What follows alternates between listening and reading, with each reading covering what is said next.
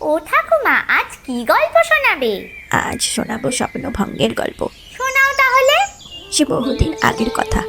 এই রাজ্যে তখন তোমাদের মতো শিশু কিশোরেরা স্বপ্ন দেখতো বড় হয়ে সমাজ করবে, শিক্ষক হবে, সরকারি আধিকারিক হবে। তারপর কি হলো? তারপর এই রাজ্যে ক্ষমতায় এলো এক দুষ্টু রানী। এসেই সে শুরু করলো তুঘলকি শাসন। প্রথমেই বন্ধ করলো রাজ্যের সমস্ত কলকারখানা, যাতে রাজ্যের কোনো যুবক পড়াশোনা করে রোজগার করার সুযোগ না পায়। কলকারখানা বন্ধ করার পর রানীর চোখ পড়ল সরকারি ব্যবস্থায়।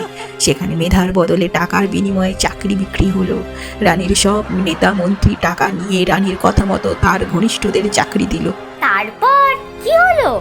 তারপর যারা চাকরি পেল না, যোগ্যতা ও মেধা থাকা সত্ত্বেও তারা এই রাজ্য ছেড়ে চলে গেল। কিছু জন প্রতিবাদ করতে যাওয়ায় রানীর সেনারা মেরে তাদের মাথা ফাটিয়ে দিল। আর রানী সিংহাসনে বসে নিদান দিলেন যে পড়াশোনা শেষ করে সবাইকে চপ ঘুগনি বেচতে হবে। তারপর কি সত্যি সবাই চপ ঘুগনি বেচতে গেল?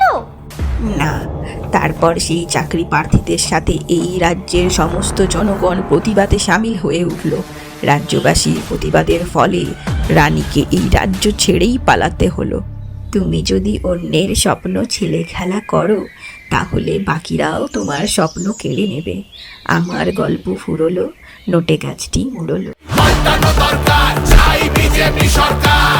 পাল্টানো দরকার, চাই বিজেপি সরকার।